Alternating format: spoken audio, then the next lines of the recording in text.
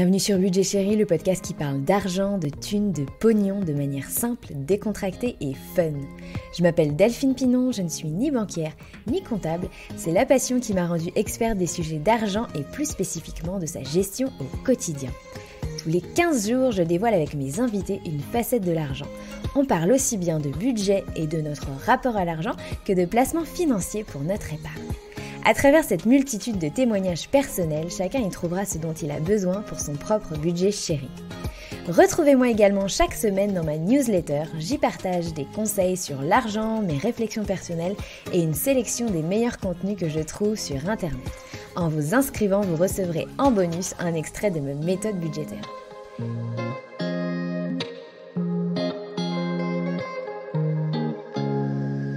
Avant de vous parler de l'épisode du jour, j'ai une annonce à faire. J'ai créé un guide de conseils de lecture. Ça fait un moment que vous, les auditeurs, vous me demandiez si je pouvais vous recommander un certain nombre de livres. Pour l'instant, vous pouvez y trouver une dizaine de commentaires des meilleurs livres que j'ai lus sur les thèmes de l'argent, avec notamment, et entre autres, le fameux Père riche, Père pauvre de Robert Kiyosaki. Le guide est totalement gratuit et le lien de téléchargement se trouve en description de l'épisode. Venons-en à l'épisode du jour. Aujourd'hui, on va voyager avec Nicolas Devic. Nicolas est infopreneur. Il travaille en couple avec sa femme Sandrine et ensemble, ils accompagnent des gens comme vous et moi à se reconvertir à travers l'entrepreneuriat en trouvant leur voie de cœur dans un programme qu'ils ont intitulé « J'entreprends ma vie ». Avec leurs 2 garçons, ils sont partis faire un tour du monde en famille presque pendant 1 an à Bali, en Australie, en Inde, en Thaïlande et au Bhoutan. Et c'est de cette aventure que j'ai eu envie de parler avec Nicolas. Ah, faire un tour du monde en famille, c'est tentant, non? Certains en rêvent quand d'autres passent à l'action. L'argent est au cœur d'un tel projet. Comment financer son départ? De combien a-t-on réellement besoin pour partir? Où aller? Comment se déplacer? Que faire de son logement, de son boulot? Comment gérer l'école des enfants?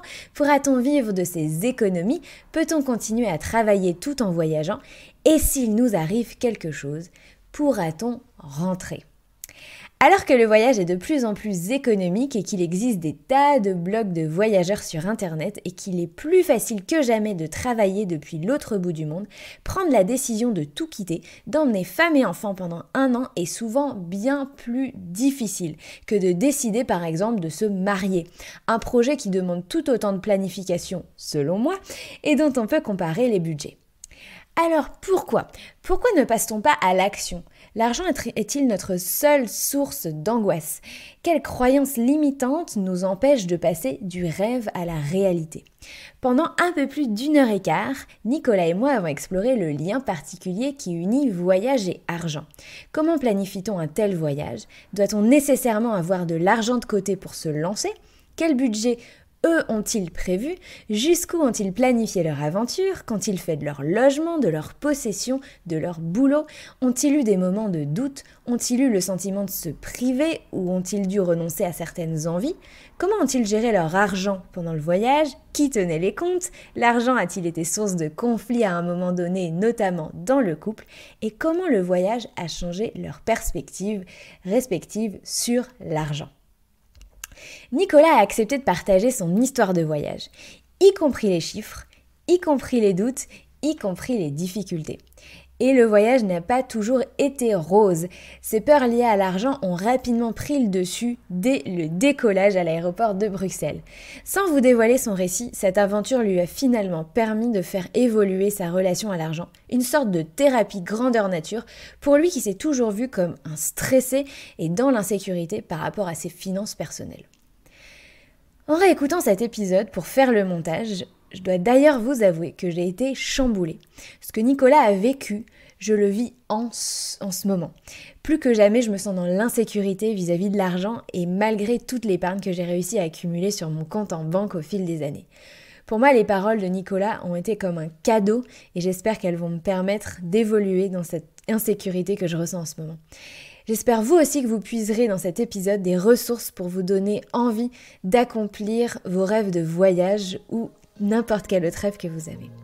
Voilà, je vous laisse en notre compagnie et je vous souhaite une très bonne écoute. Salut Nicolas! Salut Delphine! Écoute, je suis super contente de te revoir. En fait, on s'est rencontrés en mars dernier à la conférence de Christian Junot. Et depuis ce temps-là, on essaie de se courir après pour enregistrer cet épisode. Mais malheureusement, à cause du confinement, on n'a pas pu organiser une rencontre. Je voulais venir chez toi à Bruxelles et malheureusement, ça n'a pas été possible. Et oui, ça c'est les surprises de la vie, mais en tout cas le courant est bien passé quand on s'est rencontrés à Paris et je suis très très heureux de pouvoir participer à ton podcast. Alors Nicolas, d'habitude, tu n'œuvres pas tout seul puisque vous travaillez en couple avec ta femme. Vous faites du coaching et de l'accompagnement de gens comme vous et comme moi et les auditeurs qui m'écoutent et qui ont des envies de reconversion, de changement de vie. Est-ce que je me trompe pas? Ah, c'est exactement ça et je rajouterais une couche par-dessus qui est la couche entrepreneuriale parce que selon nous, entreprendre, c'est sans doute la voie royale du développement personnel, spirituel et à tout niveau, ça fait évoluer. Donc, on encourage les gens aussi à se lancer dans un projet qui fait du sens.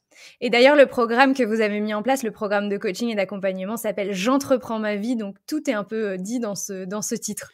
Exactement, oui. Pour nous, c'est vraiment important de considérer que toutes les expériences qu'on traverse au cours d'une vie sont des expériences qui nous permettent d'apprendre, de grandir et de se réaliser.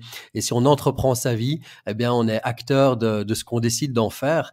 Et je pense que c'est une des clés, probablement une des clés d'une vie pleine de sens. Alors c'est pas, même si j'adore ce que vous faites, toi et Sandrine, c'est pas pour votre activité d'accompagnement que tu es avec moi aujourd'hui, c'est pour parler d'une aventure personnelle que vous avez vécue en famille, toi et vos 2 garçons, qui est l'aventure d'un tour du monde que vous avez fait de septembre 2018 à juin 2019, si je ne me trompe pas. Exact, oui, c'est plutôt un tour du bout du monde. On est parti vers, on est parti vers Bali, vers l'Australie, vers l'Asie, l'Inde, etc. Et c'est un très très grand rêve qu'on portait Sandrine et moi depuis plusieurs années et qu'on a réalisé l'année passée, ouais. Alors, quand on s'est rencontrés à la conférence de Christian Junot, tu étais justement, tu es monté sur scène pour raconter une partie de cette histoire. Et c'est comme ça que j'ai découvert le projet que vous aviez eu en famille. Et moi, c'est un sujet qui me passionne parce que quand on parle d'argent, effectivement, et quand on parle de projet de vie, l'idée, le souhait, même le rêve de pouvoir faire un tour du monde en couple ou en famille, c'est quelque chose qui revient souvent chez les gens. Et malheureusement, ça reste souvent un rêve parce qu'il y a peu de gens qui passent à l'action. Et donc, te recevoir aujourd'hui, c'était un moyen de te questionner et de savoir comment est-ce que justement on passe du rêve à la réalité. Et comme en plus c'est l'objet de ce que vous faites à titre professionnel, Sandrine et toi, bah voilà, la boucle est bouclée sur ce thème de comment est-ce qu'on réalise ses rêves. Eh bien, écoute, je suis ravi de répondre à tes questions là-dessus parce que c'est sûr que l'argent est aussi au centre de ce type de projet parce que ça conditionne plein de choses, hein. Où est-ce qu'on s'en va? Quel moyen de transport on va prendre? Comment on va se loger? Comment est-ce qu'on peut continuer finalement à profiter de la vie dans cette forme d'insouciance? Parce que le voyage amène à l'insouciance, hein, de se dire, j'ai pas envie de me prendre la tête quand on voyage. Et l'argent, ben, en général, on se prend la tête dessus. En tout cas, nous, on s'est bien pris la tête. Donc, j'ai hâte de décortiquer ça avec toi. Et moi, j'ai hâte d'entendre ce que tu as à me dire. Alors, on va faire un traitement assez chronologique finalement du tour du monde parce qu'il y a vraiment l'avant. Comment est-ce qu'on prépare ça sur les aspects financiers? Il y a le pendant, comment est-ce qu'on gère l'argent au cours du voyage? Et je sais que tu as des choses à me dire sur la manière dont vous avez un peu changé vos plans. Et puis l'après aussi parce que comment se passe le retour à la réalité et la réalité, c'est aussi les préoccupations financières, le travail, recommencer à gagner sa vie. Voilà. Donc, on va tout passer en revue de manière assez chronologique. Donc, de manière naturelle, la première question que j'ai envie de te poser, c'est comment est né ce projet et à quand remonte ce projet? Alors le projet, en fait, il est intimement lié à un épisode très précis de ma vie qui est la démission. Donc je travaillais comme ingénieur depuis 8 ans, je pense, 7-8 ans pour des entreprises pharmaceutiques et biotechnologiques. Hein, ça le fait hein, quand même de dire ça. Sauf que, sauf qu'en gros, j'ai passé une phase de vie où j'étais complètement perdu là-dedans, vraiment en perte de sens et surtout en conflit intérieur plutôt avec le fait que j'étais pas aux commandes. Donc, j'étais pas en train de décider la direction que prenait ma carrière, ce que j'allais en faire, etc. J'étais en train de déléguer à un patron, à un département des ressources humaines, quelles étaient les prochaines étapes pour moi, qu'est-ce que j'allais apprendre, en quoi j'allais me former. Et j'ai eu vraiment un gros coup sur la tête le jour où une formation m'a été refusée à plusieurs reprises par mon employeur. Et là, je me suis dit, c'est pas possible de continuer à déléguer cette partie-là de ma vie. Il va falloir que je me prenne en main. Et donc, j'ai viré mon patron à cette époque en me disant, ben voilà, il ne répond plus à mes attentes, donc je vais devoir me passer de ses services, hein, d'une certaine manière. Et c'est à ce moment-là qu'est né aussi ce projet de tour du monde, parce qu'un peu comme une symbolique, un peu comme une métaphore en fait. Hein. Donc c'est quoi se libérer d'un job qui nous convient plus? Au service de quoi est-ce que je fais ça? Et si c'est pour réaliser un rêve, à quoi ressemble ce rêve? Et l'image du tour du monde en famille est apparue comme la petite histoire parfaite à se raconter à ce moment-là. Se dire, voilà, je vais me libérer de mon job, je vais entreprendre et un jour, je ferai un tour du monde en famille. Alors, c'était quand exactement, du coup? Le voyage ayant débuté en septembre 2018, à quel moment tu as quitté ton job? Alors, ça remonte à 2014. OK. Donc il s'est passé un petit peu de temps pendant lequel justement tu as monté, j'imagine, cette activité entrepreneuriale avec Sandrine? Exactement, on s'est lancé sur Internet, on a essayé plein de trucs dans tous les sens. Pendant 2 ans, on a beaucoup bossé sur Internet sans gagner un seul centime, hein. On faisait beaucoup de création de contenu, de vidéos sur YouTube. On a essayé de se lancer dans des marketing de réseau. Enfin, on a essayé un peu plein de trucs. On gagnait vraiment que dalle. Heureusement, moi, je continue à faire de la consultance technique en tant que bon ingénieur pour des boîtes pharma toujours, mais en tant qu'indépendant. Ce qui a permis en fait de bien gagner ma vie pendant encore quelques années. Ça restait loin de mon rêve, mais je gardais en ligne de mire ce rêve de tour du monde en famille. Et il y a quelques années qui se sont passées, ouais. À quel moment vous vous êtes dit: «Bon, là, c'est bon, ce sera en septembre prochain, c'est décidé, on part»? Alors de nouveau, un événement très précis qui est que mon client du moment, pour qui je travaillais environ 3 jours par semaine, a dû restructurer la boîte. Et la première chose qu'ils ont fait, c'est qu'ils ont dit aux 4-5 consultants qu'on était, voilà, les gars, on va devoir se passer de vous parce qu'on n'a plus les moyens. Et donc, Mmh. quasi en 20 jours, hein, c'était fin d'année, en plus c'était un mois de décembre, je ne sais plus exactement en quelle année, probablement en 2016 ou 2017. Oui, 2016 probablement. J'ai eu cette info genre le 5 décembre, qu'au 31 décembre c'était fini, et avec les fêtes de Noël et Mmh. tout, en gros ça faisait mi-décembre. Donc j'ai travaillé 10 jours et puis j'avais plus rien. Et là je me suis dit, c'est vraiment le moment de se lancer pleinement sur le web et de lancer une offre, de faire des webinars, de créer de la valeur, d'enfin vendre à notre communauté, parce qu'on avait rassemblé plusieurs milliers de personnes au fil du temps. Et puis, ça a été le moment où tout a décollé. On a commencé à gagner de l'argent sur Internet, à se structurer. Et le rêve du tour du monde est devenu de plus en plus réel et plus accessible. Alors parlons d'argent. Le jour où vous vous dites: «Ça y est, c'est bon, on part faire le tour du monde tous les 4». À quel moment se pose la question de l'argent et du budget? Alors en fait, la question de l'argent, parlons argent comme tu dis, la question de l'argent est venue de manière assez peu structurée, je dirais.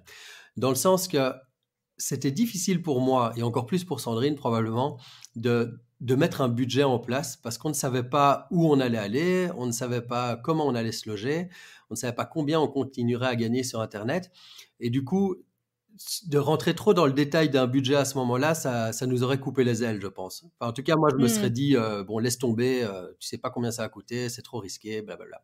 Du coup, moi, j'ai plutôt pris le parti, et je pense que je fais ça souvent dans la vie, de me dire, ça ira, je sais pas encore comment on va faire, mais ça va bien se passer. Et donc, j'ai lâché le côté budgétisation, je me suis plutôt concentré sur le fait que c'était important de continuer à gagner de l'argent pendant le voyage. Du coup, OK. je me suis vraiment dit, vu que la vie est censée être moins chère dans des pays lointains, si je continue à gagner de l'argent, même un peu moins qu'aujourd'hui, bah, ça va le faire. Et donc, j'ai plutôt mis l'accent sur comment gagner de l'argent sur Internet, en fait. C'est une démarche intéressante parce que la plupart des la plupart des gens sont pas forcément entrepreneurs comme toi, comme moi et ont pas forcément cette volonté, d'arriver à générer des revenus, sans travailler. Puisqu'avant tu faisais du consulting, c'est-à-dire tu étais payé pour tous les heures et les jours que tu passais à travailler et quand tu es passé sur internet donc, quand tu vends de la formation et des produits sur Internet, bah, l'idée, c'est que tu en vendes 1 ou 1000, t'as pas besoin d'y passer plus de temps et tu peux vendre alors que tu es en vacances. Je pense que, tu me diras pas le contraire, c'est un énorme avantage pour vous à ce moment-là quand vous décidez de partir, quoi. Alors oui, c'est un énorme avantage et il faut aussi être complet dans la réponse, dans le sens qu'il existe un peu le fantasme et le mythe de la semaine de 4 heures, hein. C'est un bouquin que beaucoup de gens ont lu, où en gros, ça dit qu'on peut travailler 4 heures par semaine en gagnant des revenus en automatique sur Internet pendant qu'on boit un pina colada sur la plage. Et il y a quelque chose de l'ordre du fantasme aussi là derrière, c'est-à-dire que oui, on peut vendre 1000 formations et c'est le même travail qu'une, mais derrière, il y a des clients avec des besoins, avec des choses à gérer. Et du coup, en fait, nous, on a vraiment décidé de bosser à distance. Donc, on a structuré notre vie avec les enfants et le voyage pour pouvoir consacrer du temps à la production en marketing et en livraison donc pour les clients, mais aussi en faisant des coachings individuels avec nos clients premium, en continuant à garder du lien avec notre communauté. Donc, on n'a pas eu l'impression d'être en vacances. On a vraiment travaillé à distance autrement et peut-être qu'on travaillait 4 à 6 heures par semaine, effectivement, et que c'est extraordinaire, mais ça demande quand même de bosser, quoi. C'est ça que je voulais dire. Oui, effectivement, c'est bien de remettre les choses à leur place. Et j'ai l'impression que peut-être de plus en plus de gens qui font le choix du tour du monde, effectivement, essayent de pouvoir monétiser d'une manière ou d'une autre et de continuer à générer des revenus pendant leur voyage. Alors, on connaît évidemment pour les jeunes étudiants les visas qui permettent de travailler en même temps qu'on voyage, notamment en Australie ou dans d'autres pays. Mais c'est vrai, quand on est plus adulte, on va dire, il y a de plus en plus de choses, de gens qui essayent de monétiser leur blog, qui essayent de se faire sponsoriser leur voyage. C'est des formes c'est une nouvelle façon de financer en fait un tour du monde versus la formule, je dirais, classique où on économise, et puis ensuite on part voyager avec le capital qu'on a accumulé. Ouais, exactement. Et puis c'est intéressant aussi de voir qu'il y a plein de ce qu'on appelle les digital nomades, hein, donc des gens qui voyagent avec leur ordi globalement et qui continuent à bosser à distance. Et on a rencontré plein de gens qui font des métiers qu'on pourrait faire dans un bureau depuis Bruxelles ou Paris. Je veux dire, qui sont des jobs qu'on fait en freelance, hein, typiquement du graphisme ou de la programmation ou du service de comptabilité, peu importe, il y a plein de métiers où on peut continuer aussi à vendre des services et des heures, mais à distance. Donc, on a rencontré plein de gens parce qu'on était dans des coworking, dans des co-living, on a fait tout, on a un peu exploré ce monde-là du digital nomadisme. Et il y a énormément d'adultes qui bossent. C'est juste qu'ils sont à Bali pieds nus face à l'océan plutôt qu'enfermés dans un bureau à Bruxelles. Donc, du coup, est-ce que on peut dire que vous aviez imaginé vivre que sur vos revenus générés pendant le voyage, ou est-ce que c'était un peu un mix quand même, où vous deviez mettre un peu d'argent de côté avant pour faire face aux imprévus ou pour compléter ce que vous pensiez ne pas pouvoir générer pendant le voyage? Alors la réponse est que c'est un mix, effectivement. Ne fût-ce que pour acheter les billets d'avion initiaux, quoi, hein. Je veux dire, partir à 4 pour Bali, ben, ça demande quelques milliers d'euros. Donc ça, il fallait les avoir à ce moment-là pour pouvoir partir. Ceci dit, on peut acheter les billets d'avion quand même longtemps à l'avance et prévoir ça d'une certaine manière dans le budget. Maintenant, ce qui était assez amusant, enfin je dis amusant maintenant, mais c'était vraiment horrible pour moi, c'est que j'ai vendu ma bagnole juste avant de partir en me disant, ben voilà, je vais vendre ma voiture, ça va nous faire peut-être, je sais pas moi, 14-15 000 euros quand même. C'était une belle bagnole qu'on pouvait revendre en occasion. Et ça fera tout le budget en fait du voyage pendant un an. On peut se payer le logement facilement avec ça partout sur la planète. Et j'ai vendu ma bagnole et je me suis fait arnaquer. Donc juste avant de partir, j'ai vendu ça à un gars via Internet qui s'est présenté chez moi, qui était vraiment très correct, très distingué, bon parleur, le gars un peu séducteur dans le sens à qui on confierait n'importe quoi. Et le gars m'a payé une partie en cash et m'a fait un virement pour une autre partie. Et ce virement était un faux virement, donc l'argent n'est jamais arrivé. Et pendant des mois, je me suis mis vraiment en bad trip par rapport à ça, dans une colère monstrueuse envers moi-même, évidemment, d'avoir été stupide, quoi, de m'être fait arnaquer, mais aussi envers lui et envers toute cette partie de l'humanité qui est capable vraiment de voler, d'arnaquer, d'entuber, on peut dire ça comme on veut. Ça m'a mis dans une colère profonde et dans un gros stress financier parce qu'on est arrivé à Bali où clairement, il manquait 8 000 euros sur le budget, donc de l'argent sur lequel je comptais pour payer toute une partie des frais du voyage. Et je suis parti vraiment dans une phase où j'ai eu très peur du manque. j'ai paniqué, je dormais plus la nuit, je prenais des Xanax pour dormir. Sandrine essayait de me récupérer à la petite cuillère pour me redresser. Je suis vraiment parti en flip total par rapport d'une part au fait qu'on avait tout plaqué pour partir à Bali. Donc on se retrouvait au paradis. Mm. Et en même temps, moi, je vivais vraiment un enfer intérieur parce que je me prenais la tête avec ces histoires d'argent. Je me disais, ben, on n'a pas été raisonnable, on n'est pas sérieux, on n'a pas fait de budget. Comment est-ce qu'on va faire pour payer tout ça? Peut-être qu'on ferait mieux de rentrer, etc. Donc, j'ai vraiment mis en doute le rêve et j'ai fait de ce paradis un enfer, quoi. Alors, moi, je suis presque abasourdie en t'entendant, parce que c'est vrai qu'on tourne autour du pot depuis le début, mais donc tu me confirmes que finalement, vous êtes parti un peu la fleur au fusil en termes d'argent, quoi. Ah oui, oui, complètement. Là, on est parti. Surtout le moment où on était dans l'avion, là, j'ai vraiment flippé. Je me rappelle, je me suis levé de mon siège au moment où il a décollé, là, juste après le décollage. J'ai été m'enfermer dans la toilette de l'avion. Je me regardais dans le miroir avec les yeux injectés de sang. Et je me tapais le front sur le miroir en me disant, mais qu'est-ce que t'as foutu? Vous êtes complètement fou. Et clairement, j'ai flippé, mais on est parti la fleur au fusil, comme tu dis, ouais. Alors moi, j'essaye de faire un épisode structuré pour que les auditeurs puissent se dire, bon, bah, je vais essayer d'appliquer les conseils de Nicolas pour moi-même faire mon propre tour du monde. Et là, tu es en train de me dire, en fait, que d'une, vous aviez complètement estimé vos besoins à la louche, et de deux, qu'il vous manquait 8 000 € au moment où vous êtes parti, quoi. Ouais, mais la bonne nouvelle, Delphine, avec tout ça, c'est que je pense que ça peut vraiment aider les gens à leur manière de se dire à quel point est-ce qu'ils sont prêts à lâcher prise sur tout ce on veut pouvoir contrôler dans la vie et quand même vivre leur rêve malgré les risques, parce que c'est probablement la raison pour laquelle beaucoup de gens ne le font pas, même s'ils ont le budget, c'est qu'ils osent pas, ils ont peur. Et donc, d'une manière ou d'une autre, il faut dépasser cette peur-là et y aller quand même, malgré tout ce qu'on se raconte. Et puis, l'autre bonne nouvelle, c'est que si tu continues à me poser des questions, tu comprendras que j'ai quand même mis un budget en place par la suite qui a tenu la route. Ah, bon, on va y arriver, t'inquiète pas. Du coup, au moment de partir, vous avez engagé quoi comme dépenses? Vous avez engagé les billets d'avion, évidemment. Vous aviez fait des réservations quelconques, et aussi, qu'est-ce que vous aviez organisé sur votre quotidien à Bruxelles? Est-ce que vous aviez vendu ou rendu votre logement? Est-ce que vous aviez vendu un certain nombre de choses? Donc la voiture, ça, on a bien compris. Voilà, qu'est-ce que vous aviez organisé avant de partir et qu'est-ce que vous avez dû financer avant de partir? Voilà, donc la voiture, on l'a compris, ça nous a ramené un petit 7 000 € en cash, donc plus ou moins la moitié, et ça c'était là. Ça aurait pu être pire, en fait, j'aurais pu me faire voler 100% de la bagnole. Exactement. Donc voilà. Après, on était propriétaire d'un appartement et on a trouvé un locataire pour 1 an. Donc on a fait un bail d'1 an, ce qui nous ramenait un petit loyer de quand même de 1 200 € par mois. Sur un crédit qu'on remboursait à hauteur de 950 € par mois à la banque. Donc, un petit cash flow positif. Mais bon, ça paye quasi tout juste les frais liés à l'appartement, donc rien d'énorme. Mais au moins, ça, c'était réglé. Et à côté de ça, vraiment, on n'a quasi pas d'argent de côté. On a reçu une petite enveloppe de nos parents respectifs pour nous dire, allez, bon voyage, amusez-vous bien. Donc, ça donnait une bulle d'oxygène, mais vraiment, voilà, peut-être 2 000 à 3 000 € qu'on a reçu en tout pour partir comme aide.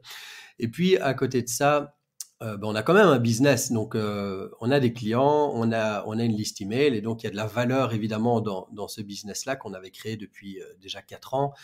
Donc, on partait aussi avec cette forme de confiance que qu'on pouvait continuer à vendre des produits, des services à distance. Et du coup, avant de partir, alors vous avez dépensé les billets d'avion et est-ce que vous aviez engagé d'autres frais ou finalement vous êtes parti sur un voyage vraiment à l'improviste? Ah oui, c'était ça la question. Merci. Il y avait les deux. Il y avait les deux. Donc, pour cette partie-là de la question, donc effectivement, on a acheté des billets d'avion assez longtemps à l'avance et je suis devenu assez expert dans les sites web qui permettent vraiment de trouver le meilleur plan de vol le moins cher. Il y a des outils vraiment géniaux qui existent là-dessus. Donc, ça nous a permis d'avoir des billets quand même assez bon marché pour partir à Bali.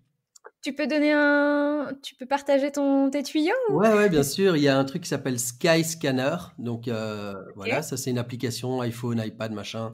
C'est assez génial parce que ça trouve les meilleurs plans de vol. Et je pense qu'on avait des billets autour de 520 € par personne. Évidemment, un aller simple, hein, on n'avait pas de retour. Et donc, c'est plus ou moins 2 500 € qu'on a engagé sur les billets d'avion. Ensuite, j'ai juste réservé un seul Airbnb pour 3 nuits à destination. Le reste, on s'est dit qu'on allait voir sur place, en fait. C'était pas possible Ok. pour nous de planifier tout le trajet, ni d'un point de vue destination, parce qu'on ne savait pas combien de temps on allait rester à Bali, ni à quel endroit on aurait envie de se poser. Et on ne savait pas quelles seraient les destinations après. Donc on s'est dit, on va y aller. Et puis les gens et nos rencontres vont peu à peu nous faire avancer sur notre chemin. Donc on a décidé de faire confiance à ça, ce qui a contribué aussi au stress énorme que j'ai vécu sur place, hein. Donc tu vois, je suis pas en train de te raconter le truc tout rose du mec hyper confiant. Mmh. J'avais cette Ouais, confiance-là, mais ça, il y a eu le revers de la médaille, quoi. je vois bien qu'on est dans l'hyper-planification. Je vois bien que vous aviez toutes vos dates, tous vos billets d'avion prévus, tout était complètement calé à l'avance. C'est voilà, hyper-planification chez les Devic. Voilà. Ben, tu sais, moi, en tant que bon ingénieur, j'ai planifié pendant des années, j'ai fait des gestions de projets, j'ai fait des budgets pour des grosses boîtes. Ici, j'avais besoin de liberté et je pense que ça fait partie de cette démarche-là de lâcher prise. Et je pense sincèrement, peut-être qu'on en reparlera par la suite, pour moi, ce voyage, a été un chemin de guérison aussi, c'était un chemin de connaissance de moi. Et ce que j'avais à travailler, c'était la peur du manque, certainement, mais aussi le besoin de lâcher prise, quoi, le besoin de lâcher le contrôle et de faire confiance à ce qui se passe. Et ça a été mon chemin à moi, mais chacun doit faire le sien. Donc au final, est-ce que je suis à peu près correcte quand je dis que une fois les billets d'avion payés, vous avez à peu près un capital d'une dizaine, à peu près 10 000 € entre les dons de vos parents respectifs et la voiture. Vous avez à peu près 10 000 € en poche, plus évidemment les frais de logement qui sont finalement compensés par l'allocation que vous faites de l'allocation que vous faites de votre logement, et puis ces revenus que vous allez générer. Vous savez pas encore combien, puis ça fluctue toujours quand on est indépendant. Mais en gros, c'est ça votre situation au moment où vous partez. Oui, il y a juste que le loyer perçu payait l'emprunt, quoi. Donc, on n'avait pas vraiment de cash flow Ouais. significatif à ce niveau-là. Donc, à cette différence près, effectivement, on avait plus ou moins 10 000 € en poche pour partir, ouais. Est-ce que tu nous as parlé d'angoisse que tu avais eue au moment où tu arrives dans les premiers temps à Bali. Est-ce que ces angoisses-là, tu les as aussi avant de partir vis-à-vis de l'argent ou il y a vraiment un truc qui se passe au moment où tu es dans l'avion et ensuite après quand tu arrives à Bali? Je pense que c'était latent, mais j'étais en mode guerrier, en fait. Je Mmh. suppose que les auditeurs qui nous écoutent et toi aussi, Delphine, tu peux imaginer une situation de ta vie où tu sens qu'il n'y a plus moyen de revenir en arrière et tu dis, OK, Mmh. maintenant, voilà, j'ai préparé le terrain, j'en ai parlé à tout le monde, je me suis convaincu moi-même. Maintenant, je me tais, j'y vais, quoi. Je fais ce qu'il y a à faire. Et je pense que j'étais pas dans le déni. J'étais effectivement déjà stressé, angoissé avec l'argent avant de partir, mais je me disais, maintenant, tu n'as plus le choix. Donc, tu montes dans cet avion et tu verras bien. Donc, oui, c'était là avant, mais sous une autre forme. C'est vraiment au moment de partir que j'ai décompensé d'une certaine manière. Et justement, ce stress, est-ce que tu es familier de ce stress? Est-ce que c'est quelque chose que tu vis d'habitude, le stress vis-à-vis de l'argent? Et puis, j'ai envie de te poser aussi la question pour Sandrine, en fait. Est-ce que vous avez la même, si tu veux, relation ou perception de l'argent? Est-ce que ce stress, c'était quelque chose que tu connaissais déjà? Alors, aujourd'hui, au moment où on se parle, j'ai envie de te dire que j'ai vraiment travaillé ça et que je suis beaucoup moins stressé par Mmh. rapport à l'argent. Et d'ailleurs, l'abondance vient beaucoup plus facilement à nous aujourd'hui qu'il y a quelques années. Par contre, c'est sûr que moi, j'ai toujours été hyper stressé avec ça. Je me rappelle même quand j'étais employé et que j'avais ma fiche de paye tous les mois, j'arrivais quand même à me stresser avec les tableaux en me disant comment est-ce qu'on va payer ça, est-ce qu'on peut partir en vacances, on devrait mettre de côté, et s'il nous arrive un pépin, etc. Donc j'étais stressé. Et Sandrine, et je pense que dans ma famille, il y a vraiment cette dimension du attention, ne pas gaspiller, faire attention à ses sous, euh, d'avoir un bon travail, un bon salaire, sécurisé, quoi.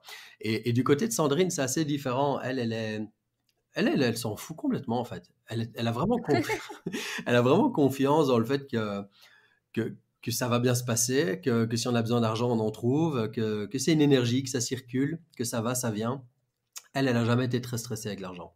Maintenant qu'on a pas mal balayé le avant le départ, j'ai envie qu'on plonge à Bali. On va se retrouver tout d'un coup à Bali. Alors, tu nous as décrit cette crise d'angoisse que tu as eue vis-à-vis de l'argent en arrivant. Il y a un déclencheur de ça et comment ça s'est résolu au final, si ça s'est résolu? Un des déclencheurs, en fait, ça a été, alors c'est assez subtil, c'est simplement que j'étais dans un niveau d'énergie vraiment de merde, avec un mindset de merde, et une attitude de merde. J'étais vraiment prisonnier de mes peurs à ce moment-là. Et du coup, comme moi, mon métier, c'est de faire des vidéos inspirantes sur Internet, ben, j'étais vraiment en train de péricliter à ce niveau-là. Donc, Mhm. plus moyen de faire une vidéo correcte. Je prenais vraiment pas soin de nos clients comme j'aimerais le faire, hein, comme je le fais d'habitude quand je suis dans une bonne vibe. Du coup, ce qui s'est passé, c'est qu'il y a des gens qui ont acheté juste avant qu'on parte nos programmes d'accompagnement et qui ont demandé à être Mhm. remboursés. En général, on offre des alors là, je suis vraiment hyper authentique avec toi et je veux simplement que les gens comprennent qu'il y a le rêve et puis il y a le revers et de pouvoir être complet par rapport à ça. Donc, il y a des gens qui ont demandé à le remboursement. C'était pas énorme, mais quand même plusieurs personnes. Et du coup, ça me mettait encore plus en stress en disant, OK, on a un peu de sous de côté dans notre boîte, hein, parce qu'il y a le budget perso et puis il y a le budget pro. Et dans notre boîte, on avait un peu de cash, mais les gens commençaient à demander leur remboursement. Éventuellement, on arrivait à un seuil où on pouvait plus bien rembourser les gens, quoi. Du coup, ça a créé énormément de stress, énormément d'angoisse.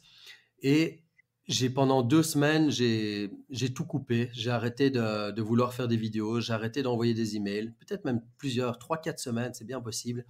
Et là, je me suis mis en mode, comment on pourrait dire ça? En mode yin, en fait. Tu vois, donc le yang, c'est l'énergie masculine de l'action, de l'énergie du chasseur, du guerrier. Le yin, c'est plutôt bah, l'énergie féminine d'attendre, de se poser, de respirer, d'accueillir ce qui est. Et il y a plusieurs personnes dans mon entourage qui m'ont conseillé de faire un break, de respirer. Et alors, il faut savoir que Bali, c'est un peu la capitale mondiale du bien-être, hein. Donc, tout ce qui touche au Mhm. yoga, à la méditation, le chamanisme, il y a vraiment tout ce qu'il faut là-bas. On était à Ubud, qui est au centre de l'île et qui est un peu le centre mondial du yoga. Et donc, j'ai fait beaucoup de yoga. J'ai participé à des cérémonies chamaniques sous la pleine lune. On a fait plein de trucs comme ça. Et au début, j'y allais un peu en mode, ouais, enfin bon, ça marche pas trop sur moi, je connais déjà tout ça, j'ai déjà lu là-dessus, blablabla. Bla, bla, bla, bla. Donc je me suis un peu auto-saboté là-dedans pendant plusieurs semaines. Et puis à un moment, j'ai fait une cérémonie où je pensais que ça allait pas donner grand-chose. C'était un truc de respiration où il fallait faire une sorte d'hyperventilation et puis avec les chants chamaniques, etc., se laisser porter. Et puis là, il y a un truc qui a vraiment craqué. J'ai senti un premier sanglot arriver pendant la méditation. Et puis j'ai pleuré pendant 4 heures, je crois. J'ai crié, j'ai pleuré, je me suis roulé par terre comme un gamin.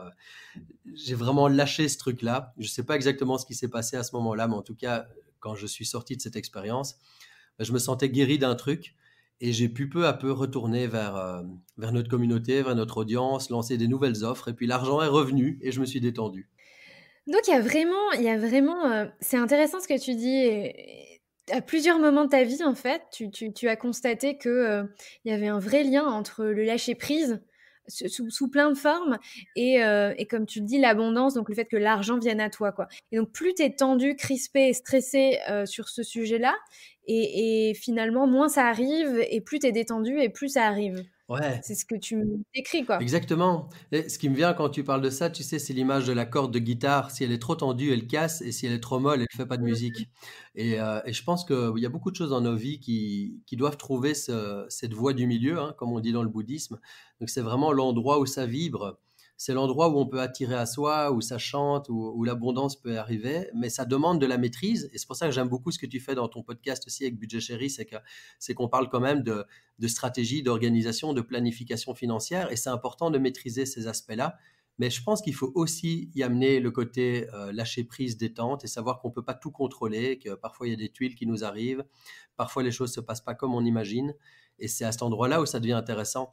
En plus, je trouve que alors moi, je vais reprendre ta métaphore de la corde de guitare, mais j'ai l'impression que souvent avec l'argent, on s'imagine que donc quand la corde elle est tendue, on est en restriction, on est en privation et que, quand on lâche, on est en bah, c'est YOLO quoi, c'est craquage. Alors que c'est pas du tout ça. On n'est pas en train de dire que quand c'est tendu, c'est que je garde tout mon argent, je suis stressée, j'ai peur, je suis dans l'insécurité.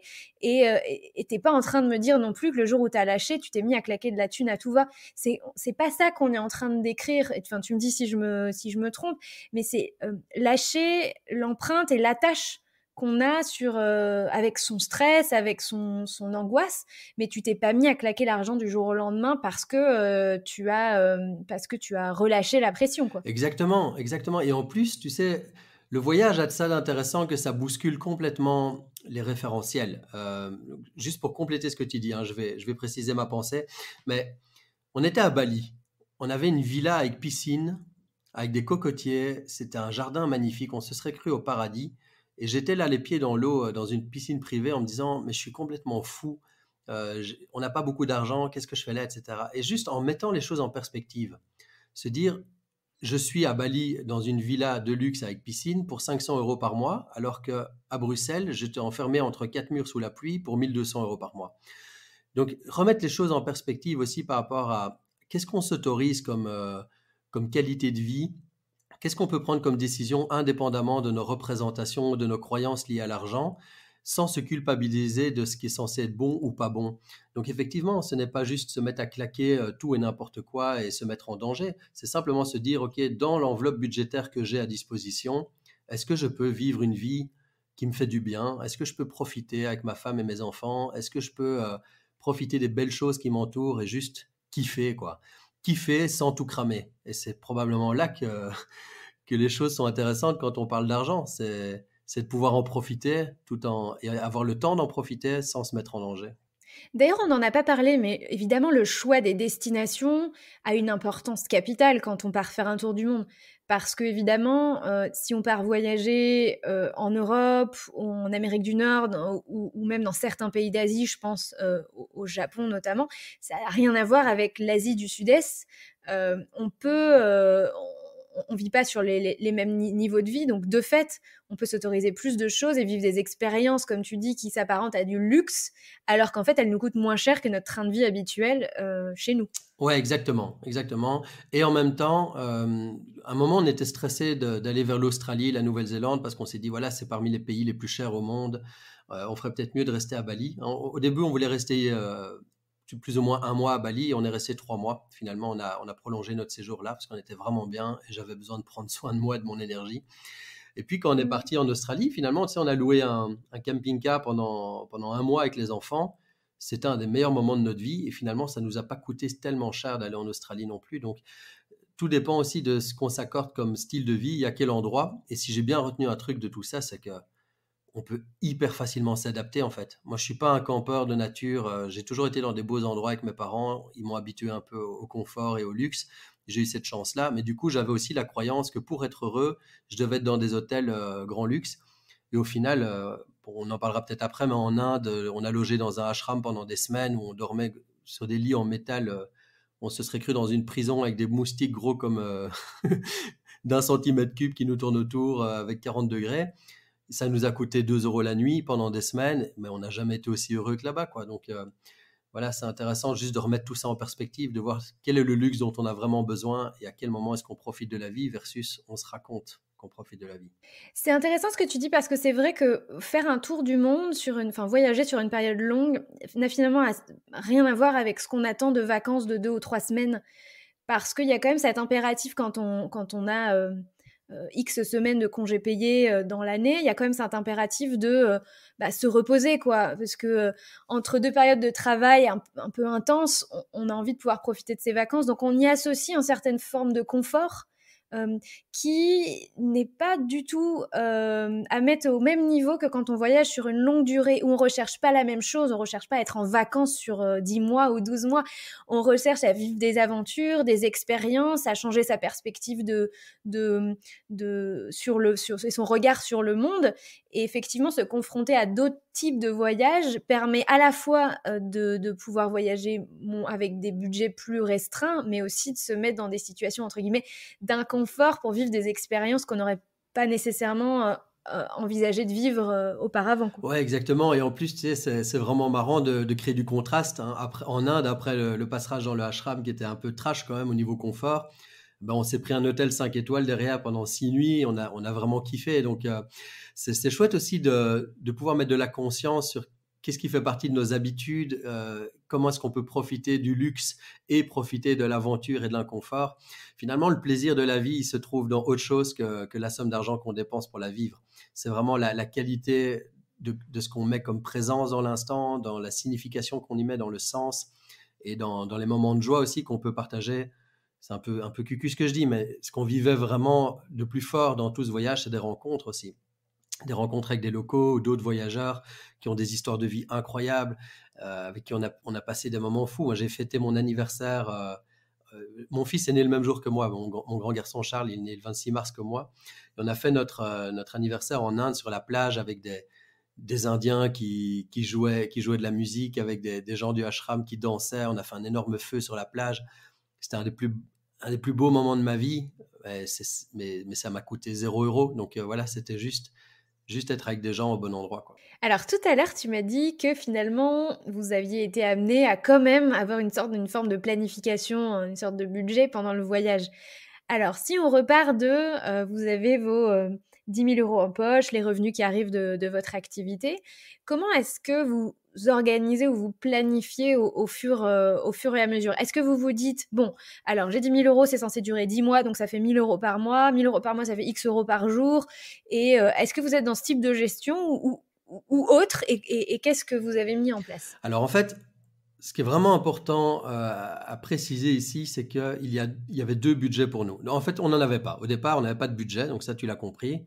On est parti, comme tu disais, la fleur au fusil. Après ça, je me fais coacher tout le temps. J'ai toujours un coach. Je trouve ça très pratique. Je coach les gens, mais c'est important de se faire coacher. Et là, j'étais en mode panique à bord. Donc, j'ai réécrit à mon coach du moment en disant, j'ai besoin d'aide, je suis en train de péter un câble. Et la première chose qu'il m'a dite, c'est de un, revenir dans l'instant présent. Ça, je ne vais pas trop développer maintenant, mais l'idée, elle est quand même assez fondamentale. C'est de ne pas trop s'angoisser avec le futur et de ne pas trop regretter le passé. Et à ce moment-là, ça faisait sens pour moi d'arrêter de ruminer l'histoire de la bagnole, en gros, qui appartenait au passé, et de ne pas flipper sur le futur, vu que pour l'instant, dans l'instant, il n'y a pas de problème. J'avais 10 000 € sur un compte, on était à Bali, je veux dire, dans l'instant, tout va bien, en fait. Donc ça, c'était un premier élément fondamental. Et le deuxième truc qu'il m'a dit, c'est fais un budget. Donc il m'a donné cet exercice de me dire, tu fais un budget professionnel. C'est-à-dire combien est-ce que tu as de cash dans la boîte, quelles sont les ventes en prévision, quelles sont les campagnes que tu peux imaginer, et dans le pire des cas, combien de temps vous tenez en vous payant votre salaire. Parce qu'on se paye une petite rémunération, Sandrine et moi, dans la boîte à ce moment-là. Et là, j'ai fait ce tableau-là, que j'avais déjà fait des années plus tard, mais que je ne suivais pas de près. Et en fait, j'ai eu une grande révélation toute bête, qu'on a tous déjà connue au moment où on fait un budget, c'est de se dire, en fait, ça tient la route. Ou alors on se dit, ça ne va pas. Mais là, en l'occurrence, je me suis dit, voilà, en fait, la boîte, elle peut vivre un an comme ça, tout en payant nos rémunérations, ça marche, quoi. C'est pas énorme ce qu'on gagne, mais ça fait le taf.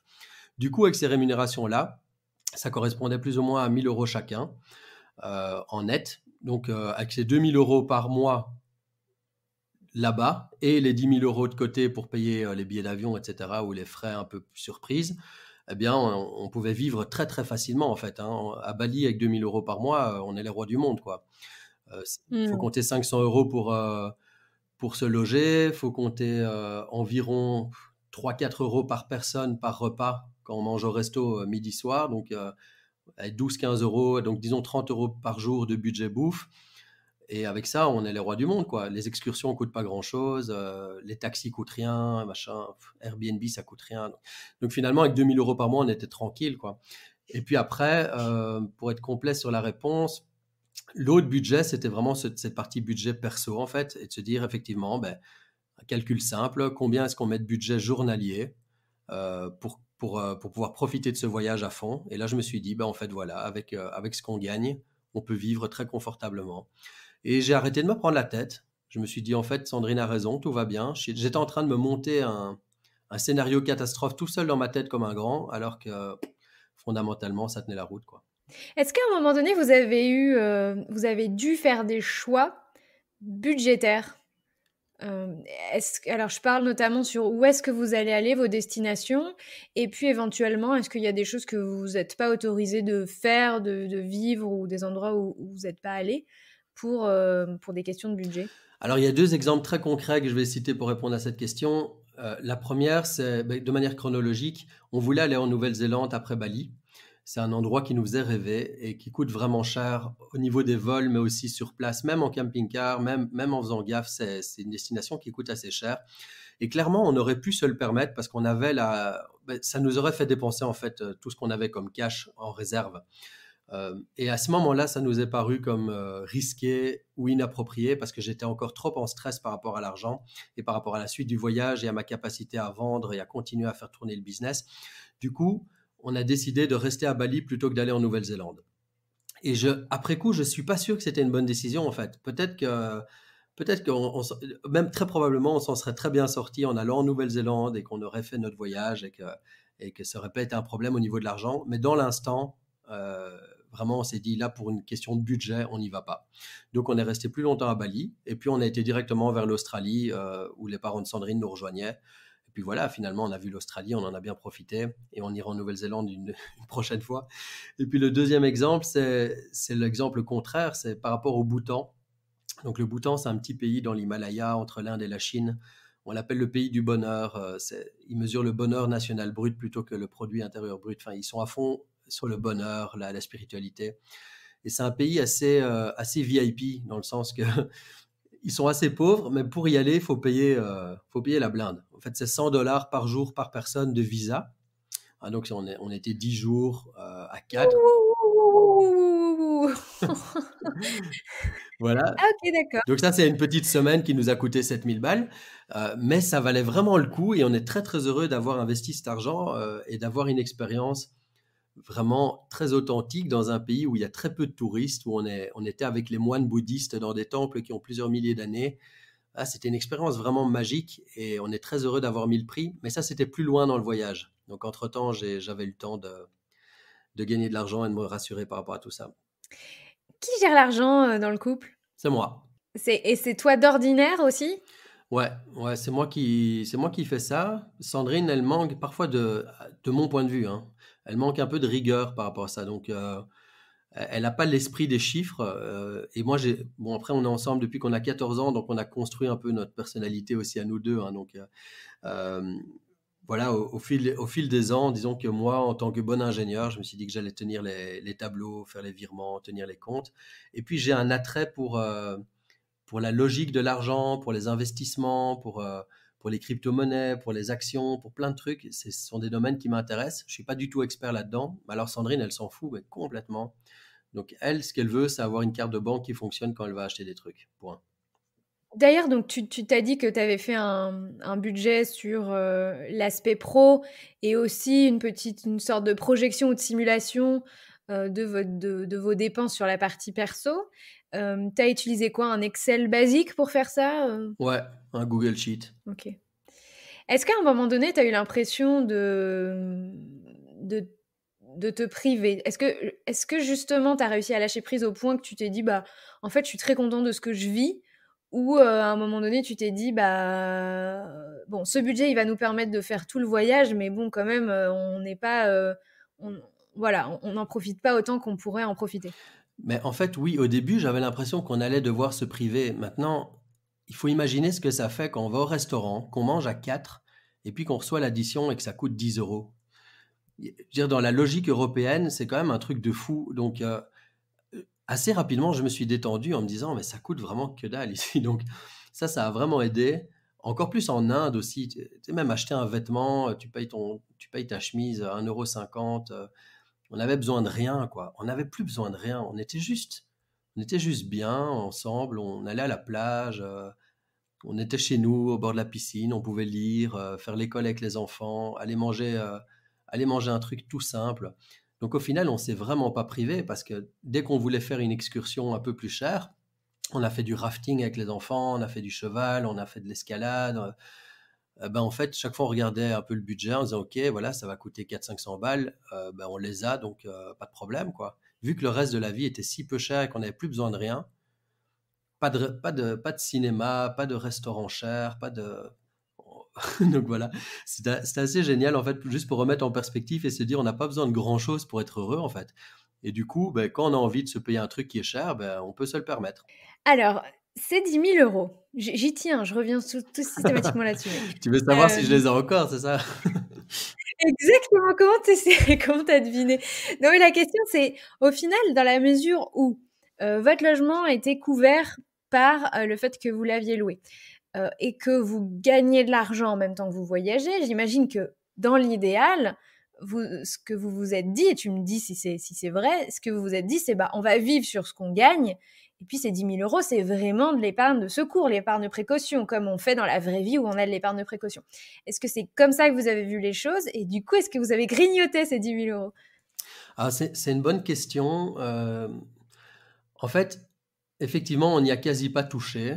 Juste que moi, je me rappelle à Bangkok, j'étais en train de suivre une formation sur les crypto-monnaies à distance sur Internet. Et puis, je me suis dit, ah, en fait, c'est le bon moment pour acheter du Bitcoin. Et donc, j'ai investi une partie de ces 10 000 euros. J'ai acheté un Bitcoin à 5 000 euros. Donc, à ce moment-là, j'ai pris la moitié de notre épargne. Et puis, on est revenu, en fait, avec encore ces 5 000 euros en banque. Et puis voilà, l'histoire par la suite, c'est qu'on a revendu notre appart, etc. Donc l'abondance est revenue assez rapidement. Mais pour répondre à la question, je pense pas qu'on ait touché à ces 10 000 euros finalement. C'était plus une épargne secours et comme ouais, une précaution, quelque chose qui restait là et qui permettait d'être rassuré. Alors, j'ai aussi fait un tour du monde il y a longtemps, en 2009, Mmh. qui a duré moins longtemps que le vôtre.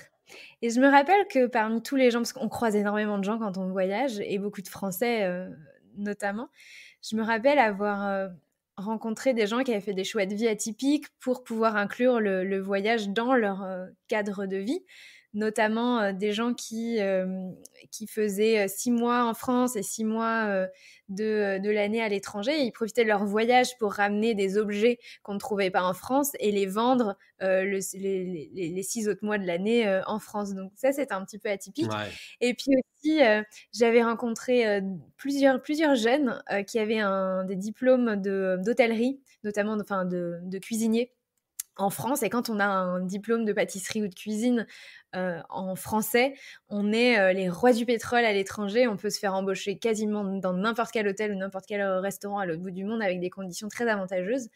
Et ça m'avait en fait frappé de voir tous ces gens qui avaient fait finalement du voyage un mode de vie. Donc tout à l'heure, tu parlais des digital nomades. Finalement, ce sont des modes de vie dont on parle depuis quelques années seulement, mais ça existe depuis très longtemps. Tu vois, je te parle de 2009 et je me demandais si toi aussi, vous aviez croisé des gens qui avaient des trajectoires de vie originales et qui avaient réussi justement à concrétiser ces projets-là d'une façon peut-être un petit peu différente et originale. Ah ouais, ouais, plein. J'ai rencontré un gars vraiment incroyable. Enfin, c'est un couple, mais j'ai beaucoup parlé avec le gars. Un cuisinier, justement, qui a revendu son affaire à Paris. Je pense que ça devait dater plus ou moins de 4 5 ans, son histoire. Il était parti s'installer au Vietnam. Il avait racheté un vieux resto. Il en a fait un truc en bord de plage extraordinaire avec des plats portugais. Enfin, c'était franco-portugais comme cuisine. Et c'est devenu vraiment une référence quasi internationale. Il était référencé dans tous les meilleurs guides sur le Vietnam, etc. Et il a vraiment cartonné là-bas. Bon, malheureusement pour lui, je pense qu'il a eu des soucis au niveau législation locale parce qu'on l'a laissé monter son Ouais. business et puis après on lui a dit en fait tu peux pas ou bien tu dois payer une somme astronomique pour rester. Donc là, il venait de revendre ça à un Vietnamien. Et il était à Bali en mode, voilà, nouvelle vie, mais il s'était empoché quelques centaines de milliers d'euros, voire millions au passage. Donc voilà, un trajet de vie incroyable d'un gars qui était prisonnier à Paris dans un job qui était vraiment un enfer, et puis qui, à distance, a vendu ses compétences de français, effectivement. J'ai envie qu'on change un petit peu de sujet, qu'on oublie un petit peu l'argent, parce que je trouve qu'il y a un autre sujet qui est intéressant quand on part faire un tour du monde en famille, évidemment, c'est les enfants. Vous êtes partis sur une année scolaire, donc tu as des enfants qui sont en primaire, qui sont pas encore au collège. Alors, je suis pas du tout familière du système scolaire belge, mais on va dire sur l'école élémentaire. Donc, tes enfants devaient être à peu près dans ces âges-là. Ouais. Comment ça se passe? Pourquoi j'ai envie d'en parler? Parce qu'évidemment, c'est une crainte, je pense, de beaucoup de gens. Et comment vous avez organisé ça? Comment vous avez prévu ça? Tu parlais tout à l'heure d'école, donc vous faisiez l'école à vos enfants. J'ai envie que tu nous en parles un petit peu, et notamment des craintes que vous aviez pu avoir avant de partir et de comment ça s'est concrètement passé sur place. Ouais. D'ailleurs, au moment où tu poses la question, je pense que c'est un des trucs qui m'a vraiment fait flipper au tout début à Bali. C'est quand on devait commencer à faire l'école sous les palmiers, au bord de la piscine. Et je me suis dit vraiment, mais c'est n'importe quoi. Comment est-ce qu'on va faire ça? Ça va être impossible à gérer ce truc-là. Et donc, ça m'a encore plus fait flipper. Mais après, on s'est habitué. Sandrine, elle gérait assez bien ça, je dois dire. En gros, ce qu'on a fait, c'est qu'on leur a acheté un iPad à tous les deux avec un stylet. Et Mmh. on a Dépenses supplémentaires à prévoir dans le budget. exact. Donc, les iPads, importants pour les enfants en voyage, tant dans l'avion que pour l'école. Pourquoi c'est génial un iPad comme ça? C'est qu'on peut télécharger des fichiers PDF et ils peuvent écrire directement dessus et les sauver dans, je sais pas moi, dans une Dropbox. Je crois que c'est comme ça qu'on faisait. Et ça Mmh. permet vraiment de stocker à un seul endroit et dans le cloud en plus, mais la preuve ils suivent le programme. Et au niveau du contenu, ben, les professeurs des enfants nous avaient donné des trucs à scanner. Donc, on avait tout scanné avant de partir, des exercices, des lectures, des machins. On a tout mis dans leur Dropbox. Et il existe des plateformes en France et en Belgique d'enseignement à distance qui permettent quand Mmh. même d'avoir accès à des contenus de formation. Alors, c'est vraiment pas génial. Je trouve que l'enseignement pourrait vraiment travailler là-dessus et faire des trucs pour les enfants qui voyagent, peut-être avec des vidéos ou bien des rencontres avec des professeurs à distance. Bon, ça n'existe pas vraiment encore. En tout cas, on n'a pas trouvé. Du coup, on a fait nous-mêmes. Et puis, ce qui est important à prendre en compte, c'est que quand ils vont à l'école, les gamins, à mon avis, enfin, je ne suis pas dans leur classe, mais ils doivent vraiment travailler genre 1 heure et demie ou 2 heures par jour. Le reste du temps, ils attendent que les copains se taisent, les récréations, le sport, les petits jeux, les machins. En tout cas, en école primaire, ils ne travaillent pas tant que ça. Donc nous, on travaillait 3 jours par semaine, 2 heures par jour. Et avec ça, on a couvert plus de matière que les enfants qui sont restés à l'école à Bruxelles. Donc, au début, on était un peu stressé, mais quand on a vu qu'on allait plus vite que les autres enfants, on s'est dit, bon, on va pas trop se stresser avec ça. Ils apprennent bien. En plus, on est focalisé sur un enfant chacun. Donc, ça Mmh. permet quand même d'aller beaucoup plus vite que les profs qui doivent parler à 25, 30 élèves en même temps, quoi. Est-ce que, dans les personnes cette fois-ci que vous avez déjà accompagnées vers leur projet de vie, vers leur reconversion à eux, est-ce que tu as accompagné des gens qui ont eu aussi ce projet de faire un tour du monde? Et ce qui m'intéresse, c'est, l alors là, je vais m'adresser aux coachs plus. Hem, Parmi les auditeurs, il y a probablement une majorité de gens qui ne sont pas freelance, qui ne sont pas indépendants, qui n'ont pas nécessairement la capacité aussi facilement de générer des revenus pendant leur voyage et qui surtout doivent se poser beaucoup de questions sur le fait de quitter leur emploi, soit de démissionner, soit de faire un congé sans solde. Mais je pense que c'est pas une démarche simple de quitter son job avec toutes les peurs que ça peut induire. Si je m'adresse au coach, qu'est-ce que toi, tu dirais à cette personne-là? Hmm. Ben, je pense que poursuivre ses rêves, ce n'est pas simple en soi. Je veux dire, c'est pas la norme. Et je dis pas ça pour faire le malin, quoi. Parce que je vous ai dit à quel point ça avait été aussi angoissant et douloureux à un certain moment pour moi. Donc, c'est pas simple de vivre ses rêves. Ça demande de prendre des décisions, ça demande de s'y tenir, de s'engager envers soi-même et de partir combattre ses démons, en fait. C'est comme tous les récits de voyage qu'on peut lire dans la mythologie où le gars part sur son navire, vivre sa vie, aller à la rencontre de son trésor intérieur. Finalement, parce que les voyages sont des métaphores, hein, et combattre ses démons en chemin pour revenir un jour chez lui, grandi de son expérience, ben, ça demande un peu de courage, ça demande d'être une forme de héros à soi. Alors, on n'est pas obligé de crier sur tous les toits qu'on est un héros, c'est simplement sentir la transformation intérieure qui vient derrière ça. Alors, pour être plus concret par rapport à ta question, et ça fait quand même du lien avec ce voyage du héros, d'une certaine manière, ben, quitter son emploi pour vivre sa vie entrepreneuriale et faire un voyage ou écrire un livre ou quel que soit le projet finalement, ben, ça demande ce moment d'appel, se dire je suis appelé par autre chose, je sens que je suis plus à la bonne place au bon moment, j'ai besoin de bouger. Si on répond à cet appel-là, ben souvent ça vient avec une décision et un acte fort. Ça peut être une démission, ça peut être poser un congé sans solde, effectivement, ça peut être s'inscrire au chômage. Il y en a qui font ça aussi en se disant voilà, je m'arrange pour me faire virer, pour avoir une bulle d'oxygène. Donc il y a plein de stratégies possibles. Mais en tout cas, ça demande cet acte de courage, en tout cas de décision. Et puis de monter dans l'avion. Donc, quel que soit le projet, c'est de le faire, d'y aller, et puis de se dire je verrai bien après comment ça se passe. Et puis d'ajuster en chemin, de ne pas se mettre la pression au départ en se disant il faut que le voyage ou que mon projet soit parfait dès le départ. Il vaut mieux qu'il existe et que je le suive plutôt que d'essayer de l'idéaliser, de le fantasmer et puis de jamais le réaliser finalement. Donc le conseil que je donnerais aux gens qui sont dans cette optique-là, c'est de se dire, À quel point est-ce que je me sens appelé par autre chose? À quel point est-ce que je suis mal de rester dans une situation qui ne me convient plus? Et quelle est la dose de courage et d'énergie que je suis prêt à injecter pour aller à la poursuite de mes rêves? En même temps que je t'écoute, je réfléchis à ma propre situation et je me dis que moi, j'aurais été de celles qui planifient énormément. À l'époque, quand j'ai voyagé, je crois que j'ai pas énormément planifié. J'avais un budget, on s'y est tenu, voilà, à peu près, c'est moi qui gérais les comptes. Aujourd'hui, je ferais ça. J'aurais en fait la tentation de faire ça de manière beaucoup plus poussée, quasiment un peu militaire.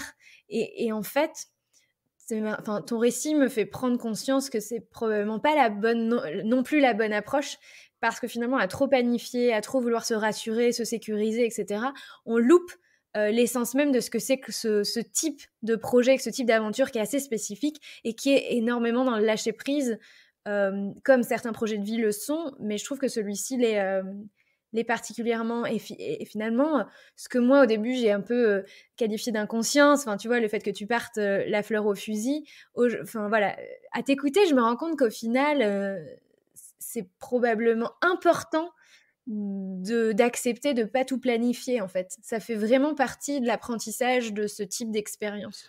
Je pense que là, tu touches au cœur du message, vraiment, c'est de trouver cet équilibre entre ce sur quoi on a du contrôle et ce sur quoi il vaut mieux lâcher. On ne peut pas tout contrôler. Et c'est certain qu'on peut à un moment prendre un fichier Excel et poser des calculs, et c'est OK de le faire. Et ça, je pense que chacun met en place les stratégies dont il dispose en fonction de son savoir-faire, de son expérience, de ses croyances. Il va soit planifier, soit y aller freestyle. C'est OK. C'est comme, on parlait tout à l'heure de l'accord de guitare, ça peut aussi être le cas pour un guitariste qui est dans un orchestre. Il peut suivre la partition, il peut jouer son morceau, puis à un moment, il peut partir en solo et improviser. Et je pense que c'est là où le côté artistique de la vie et la beauté de ce qui nous arrive prend forme. C'est dans ces moments d'improvisation et ces moments de grâce, un petit peu, hein. Et je pense que si on peut planifier un projet de vie en se disant, voilà, je mets en place les actions, je planifie quand même des actions pour que ça se fasse. Dire, moi, j'ai quand même planifié tout un tas de trucs, hein. J'ai démissionné, j'ai Mm. créé une entreprise, j'ai engagé une assistante, j'ai créé des produits en ligne, j'ai mis des prix, j'ai fait des webinars. Tout ça, c'est de la planification stratégique. Et derrière, ce que moi, j'avais à travailler, c'était le lâcher prise. C'est-à-dire, je ne peux pas tout contrôler. Et le voyage, c'est l'occasion pour moi de vivre un truc qui n'est pas entièrement sous contrôle, où je ne sais pas qui je vais rencontrer en chemin, je ne sais pas ce que je vais découvrir, je ne sais pas où je vais dormir, je ne sais pas ce que je vais apprendre. Et ça apporte une magie à la vie qui est tellement bonne par rapport à ce qu'on a l'habitude de s'imposer comme rigueur et comme perfection, à vouloir tout contrôler. Moi, ça m'a ruiné, hein. Franchement, ça m'a cassé de vivre dans le surcontrôle et dans la maîtrise de vouloir atteindre l'excellence dans plein de trucs et à tout contrôler. Ça m'a foutu en burn-out, en fait. Donc, voilà, le lâcher prise est probablement une voie à explorer pour ça, ouais. En tout cas, pour avoir vécu moi aussi un tour du monde, il y a longtemps certes, mais c'est vrai que c'est une expérience qui n'est pas anodine. Et puis maintenant, les voyages longs sont de plus en plus courants parce qu'on part étudier à l'étranger, parce que les opportunités d'expatriation sont aussi beaucoup plus courantes. Et je pense qu'il n'y a pas une personne qui a vécu longtemps ce genre de choses qui est revenue indemne, dans le sens qui est revenue la même, enfin qui n'est pas revenue transformée. Le plus souvent, alors c'est pas tellement intéressant de dire est-ce que c'était une transformation positive ou négative, c'était une transformation point, et toute transformation est bonne à prendre, c'est vraiment des apprentissages. Mais pour quelqu'un qui contrôle beaucoup tout ce qui est justement, enfin surtout ce qui est argent, je pense que j'aurais aussi beaucoup de difficultés, un peu comme toi, à vivre se lâcher prise sur un voyage. Et à l'inverse, peut-être qu'une personne voilà, qui a l'habitude au contraire de ne rien contrôler, pourrait aussi être déstabilisée par l'exigence que demande quand même ce type de voyage, si on veut qu'il se passe correctement et si on veut qu'il dure le plus longtemps possible. Ouais, exactement. Et j'aime ce que tu dis, tu vois, que peu importe si la transformation est positive ou négative, parce que finalement, on touche à un point essentiel de la vie et de l'existence. Alors, je ne veux pas partir en mode ultra philosophique, mais c'est quand même intéressant de... Un peu de philosophie, quand même. Développement personnel. En tout cas, ce qui est certain, c'est que la transformation, c'est quoi? c'est revenir à qui on est, hein. Sans vouloir faire des grandes phrases bateau. Le voyage est une manière d'apprendre à se découvrir autrement et de manière ancestrale, hein. On dit connais-toi toi-même, c'est probablement ça le chemin de sagesse. Le voyage nous permet de découvrir d'autres facettes de notre personnalité et de déconstruire des modèles de vie qu'on s'est construits depuis tout petit en fait. On est dans des habitudes liées à un environnement, liées à des personnes qu'on côtoie, liées à des phrases qu'on entend, que ce soit dans notre travail, dans notre famille, etc. Le fait de partir, ça permet d'ouvrir le champ des possibles et de percevoir le monde avec d'autres facettes et d'apprendre à se découvrir. Et je pense que la transformation, qu'elle soit positive ou négative, en fin de compte, elle consiste à revenir plus conscient de qui on est, de ce qu'on veut, de ce qu'on aime, être plus dans la gratitude aussi de ce qu'on a dans son pays d'origine. Moi, je suis vraiment revenu en Belgique en me disant, au fond, ce pays est génial, quoi. Alors qu'avant, je le critiquais tout le temps en disant, il fait dégueulasse, les gens tirent la gueule, etc. Franchement, en revenant, je me suis dit, en fait, le climat, il est tempéré, alors que partout où on a été, on avait trop chaud, on devait vivre sous la climatisation. Ici, il fait bon. Les gens sont sympas, j'aime la cuisine belge et française, j'aime la musique, j'aime la langue. Donc, ça m'a permis de me reconnecter à la gratitude de ce que j'avais déjà, en fait, et que je ne voyais plus. Il y a probablement beaucoup de gens qui nous écoutent et qui se disent le voyage c'est pas pour moi. Ce genre de truc c'est pas pour moi. Alors évidemment il y a ceux que ça tente pas du tout. Et évidemment on comprend. Enfin voilà, chacun a ses projets. Et puis il y a ceux que ça tente qui n'osent même pas imaginer que ça puisse être pour eux parce qu'ils sont dans l'autocensure. Pas forcément, principalement je pense financière, mais des fois pas que. Il peut y avoir d'autres motivations. Mais qu'est-ce que tu dirais à des gens qui se disent c'est pas pour moi, il faut au moins 10 000 euros, 15 000 euros, 20 000 euros et moi jamais je pourrais mettre 20 000 euros de côté, jamais j'aurais 20 000 euros à mettre dans un projet de voyage. Qu'est-ce que tu as envie de leur dire? En fait, j'aurais envie de leur présenter Léo. Léo, c'est un gars que j'ai rencontré en Inde et le gars, il voyage partout dans le monde, mais vraiment avec pas un bal, quoi. Il prend des trains partout, il monte sur des bateaux, il a un sac à dos avec toutes ses affaires, c'est un mec brillant, c'est un mec intelligent, il a son ordi parce qu'il est en lien sur Internet, il crée des trucs, etc. C'est un artiste. Et vraiment, en parlant avec lui, je me suis dit, mais tout le monde peut voyager. Tout le monde peut voyager. On n'a pas besoin de partir avec 10 000 euros de côté. On n'a pas besoin de prendre des avions transatlantiques ou qui traversent le monde entier. Il y a plein de moyens de voyager pour pas cher. Et si on a de l'argent, on peut encore plus en profiter. Mais je crois que le vrai blocage, il est intérieur.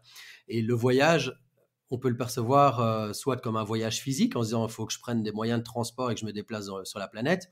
Mais on peut aussi franchement se dire que pour certains, c'est le moment de faire un voyage intérieur, juste de se libérer, de partir. Ça peut être quitter un job, ça peut être quitter un conjoint qui nous pourrit la vie, ça peut être quitter un lieu dans lequel on ne se sent pas bien, ça peut être déménager, peu importe.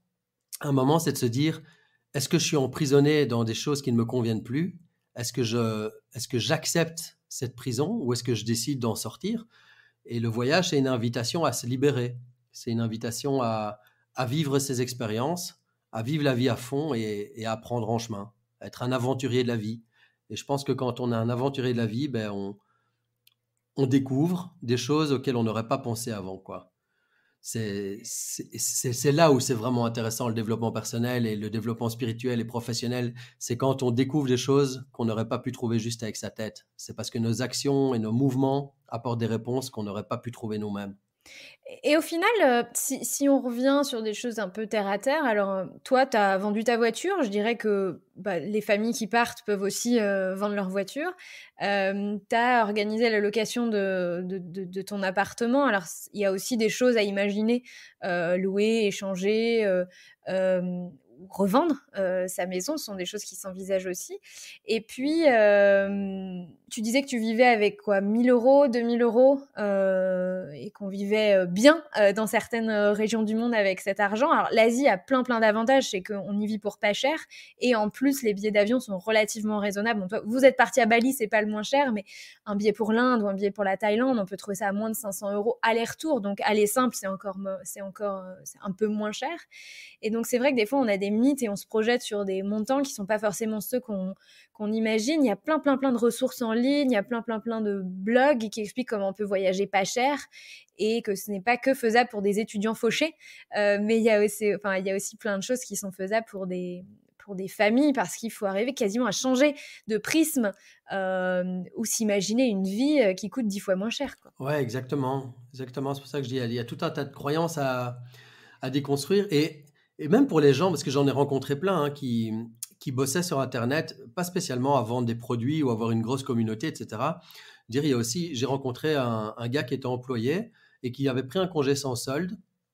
Et il s'est inscrit sur des plateformes comme Fiverr ou je sais pas, il y a plusieurs sites comme ceux-là où en gros on peut s'inscrire comme freelance avec un spectre de compétences. Donc voilà, moi je crée des sites web où je fais de la comptabilité pour les indépendants ou je fais du dessin technique pour tel domaine, peu importe. Et on peut vendre ses prestations à distance en se créant aussi un job à temps partiel qu'on peut faire à distance quand ça nous botte. Et il y a de plus en plus de métiers qui vont dans ce sens-là. Moi, je suis en train de recruter pour l'instant quelqu'un dans notre équipe commerciale. Ben, le gars, il habite à Londres, il est tranquille, il gère ses horaires, il fait ce qu'il veut quand il veut, du moment qu'il prend des appels pour nous et que ça convertit. Eh ben, il est très content et il pourrait voyager partout dans le monde et continuer à faire ça avec nous.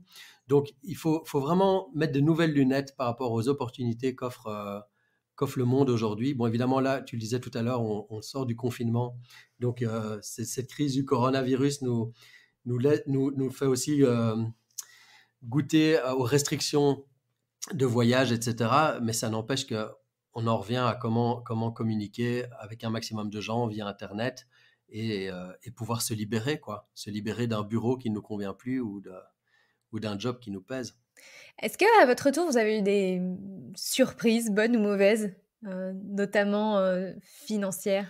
Ben, déjà, la mauvaise surprise, entre guillemets, c'est que la personne qui occupait notre appartement avait marqué son intérêt pour rester plus longtemps. Donc nous, on s'était dit, ah chouette, on va pas devoir retourner dans notre ancien appart et il reste en location, on va trouver autre chose. Donc on est resté chez mes parents pendant quelques semaines et la personne a décidé de rompre le bail. Enfin, en tout cas, il a terminé son bail d'1 an. Donc on s'est retrouvé avec cet appart à remettre en location et on a eu des difficultés à le relouer. Donc finalement, on s'est dit, bon, on va se remettre dedans et on hésitait à repartir en voyage ou pas, etc. Et donc finalement, on s'est retrouvé un peu dans notre ancienne vie, un peu malgré nous, et ça a duré quand même 2-3 mois. On s'est dit là, on va vraiment péter un câble si on reste ici. Donc on a décidé de vendre l'appart. Et de nouveau, là aussi, moi j'avais la croyance que ça se vendrait pas facilement, que ce serait pas au-dessus de tel prix, etc. Et on l'a vendu, je pense, 15% au-dessus du prix du marché en une seule journée. C'est parti tout de suite avec plein de visites. Et puis voilà, on a fait une belle plus-value sur l'appartement et aujourd'hui, on vit dans un bel endroit en bordure de forêt, dans la nature qui nous rappelle un peu notre voyage. On a mis des bouddhas dans le jardin et des bâtons d'encens, donc on s'y croirait. Si vous voulez, pour les auditeurs qui veulent vous suivre sur Instagram, vous mettez souvent des photos, des stories ou des petites vidéos. Justement, on y voit souvent le jardin et ces petits bouddhas. Donc, j'invite tous ceux qui ont envie de vous suivre sur Instagram à le faire. C'est assez reposant. Ah, grand plaisir. Alors, on va arriver à une originalité. J'ai eu envie de te proposer de clôturer cet épisode en chanson. On va remettre un petit peu de contexte sur cette chanson. Alors, il se trouve que toi et moi, on est allés dans le même lieu en Inde, dans l'ashram d'Amma, qui est une gourou indienne. Pour ceux qui ne la connaissent pas et qui ont envie de chercher sur Internet, Amma, c'est cette gourou indienne qui fait des câlins. Qui fait des câlins partout dans le monde et elle a un bel ashram en Inde, donc où tu es allée, où je suis allée aussi. C'est cet endroit que tu décrivais effectivement où le confort est très très très rudimentaire pour ne pas dire autre chose, mais où la quiétude est particulièrement et l'énergie sont particulièrement fortes. Et puis, je ne sais pas si c'est exactement à ce moment-là ou dans les semaines qui ont suivi, toi et ta petite famille, vous avez été inspirés par une chanson que tu as composée et que vous avez chantée tous les quatre, inspirée de votre passage chez Amma. Est-ce que tu peux peut-être compléter? Ah mais je me rappelais plus que tu étais aussi allé chez Amma, c'est génial ça. C'est vrai que tu m'avais dit ça. C'est un endroit assez incroyable pour moi qui était assez bouleversant de voir autant de gens, autour d'un gourou indien, d'une femme qui est hyper inspirante, qui est hyper ancrée, très, très connectée. Faut rappeler que c'était pas trop ton truc avant de partir, hein, quand même, hein. Non, c'est ça, voilà, mais c'est ça que j'allais dire. Moi, franchement, moi, ça me faisait peur, quoi, de voir tous ces gens, ces dévots ou ces gens de passage un peu tarés qui méditent ensemble. Mais je me suis laissé vraiment vraiment prendre au jeu. Et j'ai expérimenté, j'ai été écouter des chants, etc. Et puis il y a un mantra qui m'a énormément plu, qu'on retrouve dans plusieurs chansons, hein, qui est Loka Samasta Sukhino Bhavantu, qui veut dire puissent tous les êtres du monde vivre libres et heureux, en gros. Et ce mantra, on le récite dans des espèces de prières, hein, donc ce qui est pas trop mon trip à la base, mais il y a quelque chose de très apaisant dans ce mantra. Et je l'ai mis sur sur un air de guitare, en faisant chanter Sandrine et les enfants, en disant on va chanter Loka Samasta Sukhino Bhavantu. Et à force de le jouer, un jour Sandrine m'a dit mais en fait ça pourrait être la base d'une chanson, parce que ça faisait au moins 2 ans que je lui parlais du projet d'écrire une chanson, de l'enregistrer en studio, etc. C'était un de mes rêves. Et elle m'a dit, ben voilà, là, tu as une chouette grille d'accords. Et en quelques heures, j'ai écrit la grille d'accords à la main, sur un petit bout de papier, alors que je suis pas compositeur à la base, mais ça m'est vraiment apparu comme une évidence. J'ai fredonné un refrain dans ma tête. Je l'ai écrit, et puis on a écrit les paroles avec les enfants le soir, je dirais de 9h à minuit. En 3 heures, c'était plié, on avait le texte, on l'a mis dessus, on a enregistré. Et aujourd'hui, voilà, on a enregistré ça en studio, on l'a chanté sur scène devant des centaines de personnes. Tout le public chantait le mantra avec nous. J'en avais vraiment les larmes aux yeux, et c'est assez magique de pouvoir partager ce moment qui est connecté à notre voyage. C'est un peu comme si on avait un morceau de notre voyage avec nous tout le temps, quoi. J'avais vraiment envie que tu le chantes aux auditeurs parce que tu l'as chanté à la conférence de Christian, et c'est vrai que toute l'assemblée a repris ce mantra. C'est un moment assez magique qui m'a beaucoup émue. Donc voilà, j'avais envie de le partager avec les auditeurs. Donc on va terminer cet épisode sur cette chanson, mais évidemment, avant, je voulais te remercier. Je voulais te remercier d'avoir partagé ton histoire avec beaucoup de sincérité et de transparence avec tous les auditeurs. Écoute, merci à toi, merci pour ton accueil, bravo pour tout ce que tu fais. C'est vraiment super inspirant. Et puis vraiment merci à tous ceux qui ont écouté ce podcast. Si ça peut vous inspirer à vivre votre voyage à vous, hein, que ce soit partir au bout du monde ou simplement bouger de là où vous devez bouger aujourd'hui, vous faire un pas vers la direction de vos rêves, ce sera gagné. Donc je vous encourage à y aller. Avant que je te laisse à la guitare, où est-ce que les auditeurs peuvent vous retrouver, Sandrine et toi ? Alors avec J'entreprends ma vie, on est un peu sur tout. Donc il y a le compte Instagram J'entreprends ma vie, la page Facebook, en fonction de où vous trouvez bien, hein. Sur YouTube, on partage beaucoup de vidéos aussi sur J'entreprends ma vie. Et puis sur j'entreprendmavie.com, on a mis en place un atelier de coaching qui permet aux gens d'aider à se créer une vie libre et pleine de sens et à faire leur propre aventure entrepreneuriale. Voilà, et écoute, merci Nicolas, et puis on va laisser place à la musique et aux auditeurs. Écoutez grand vos oreilles, et puis on se retrouve du coup après cette chanson et la semaine prochaine.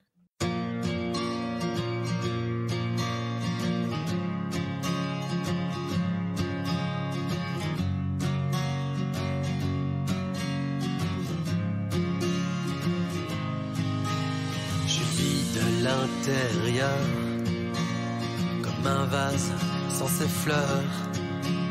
Je veux plus aller bosser, encore perdre ma journée. J'ai pas confiance en moi, j'arrive pas à faire un choix. Je suis tout le temps dans ma tête et mon grand cœur s'embête. Mais y a les chèques repas, la bagnole et la pension. Mais putain, qu'est-ce qui m'a pris d'en avoir fait mon ambition? Loka Samasta Sukhino Bhavantu. Ma vie n'a aucun sens, le cœur qui balance entre sécurité et ma liberté. Je vais tout envoyer chier, de la cave au grenier. Mais je ne sais pas comment, ni par où commencer. Mais y a les chèques repas, la bagnole et la pension. Mais putain, qu'est-ce qui m'a pris d'en avoir fait mon ambition? J'ai trop les boules de tout plaquer. Quelque chose me dit que je vais me planter. Mais j'en peux plus, il faut que ça bouge. Je suis coincé au feu rouge. Si je me donnais la permission d'enfin prendre une décision, de libérer cette flamme qui brille. Je veux entreprendre ma vie, ma vie. Samasa, Sugino, Taranto. J'ai bien une petite idée de ce que je pourrais lancer. Je vous parle de ce projet qui pourrait tout changer. Mais personne n'y croit. Ma femme, mes potes, mon chat, ils ont sûrement raison. C'est une idée à la con. Adieu les chèques repas, ma bagnole est une prison. Je vais virer mon patron pour enfin vivre la vie à fond. Loca, Samasa, Sugino, Taranto. Loca, Samasa, Sugino.